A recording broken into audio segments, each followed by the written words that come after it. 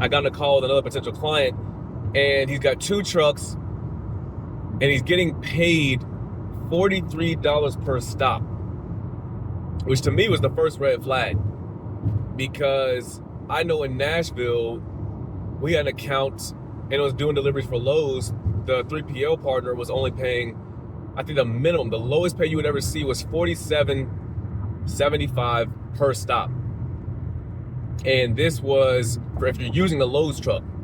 Lowe's truck's gonna run you $400 a week, which is obviously way cheaper than any rental. But either way, I just kind of started picking his business apart. His problem he came in with was he's running 2 trucks and he doesn't feel like he's making any money, and he doesn't know why. He doesn't know why he's not making any money with his 2 trucks running.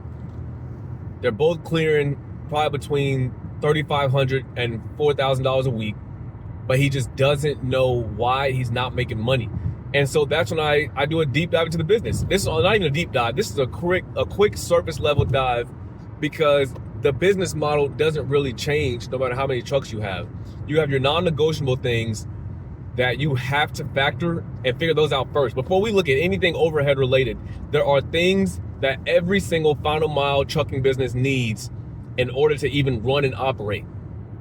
And that's gonna be your labor, which I always do 45%. 45% gonna go straight to labor. Driver, helper.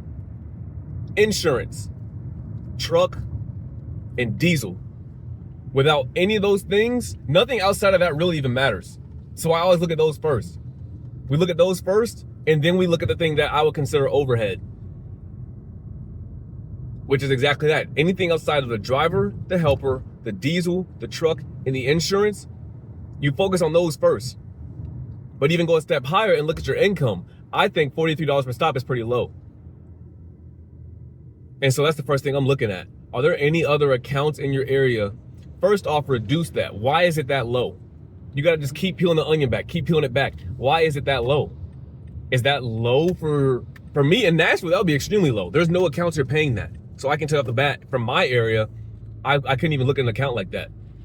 But he's all the way somewhere in Texas. I think it was in Waco.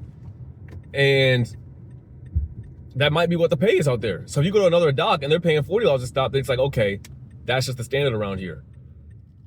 And so there's not much you can do about that. That's the market. That's the market. It's going to determine itself. That's something you have no control over. So then we go into, okay, we're making the same amount of pay we would anywhere else we go. Now you got to look at your numbers and figure out what you're doing wrong. Because he said there's 10 other people on the dock. And so I asked him a simple question. I said, do you know what other contractors are paying? And he said, yeah, I want to say around this, around that. Sure enough, they were all paying about $30 less for each position. $30 less for each position, driver and helper. So you're looking at about a $60 difference. He's overpaying by about $60 per day on his trucks, for his teams, just in labor. That's not even looking at anything else. Keep everything else the same. He's overpaying by about $60 a day. They're running 6 days a week. So if you do 6 times 6, that's $360. 60 times 6. Sorry, I like to do the quick math in my head. But that's about $360 a day. I'm sorry, not a day. $360 a week that he's overpaying in just a quick rundown. Like, we figured all this out within what? It was like probably a 10-minute, 15-minute conversation that we figured all these things out.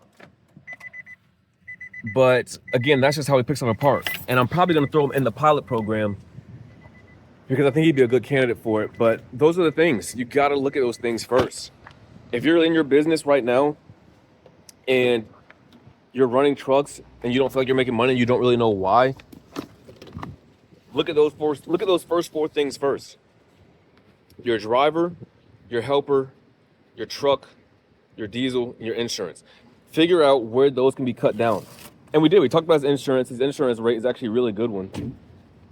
He's got a truck rental that's a little high. I think he's paying almost $900 a week for the truck. But the real bottom part, the fundamental part of all this is the bookkeeping. I had to kind of pick his business apart verbally. If we had all this down on paper and in writing and doing bookkeeping, this conversation would have probably been 3 minutes. I could look at it and tell him exactly what he needs to do. But without these things, I still got to check with him to see if he's doing these things or not. But bookkeeping, fundamental. If you're new here, of course, be sure to click on the link in the description and join the free community.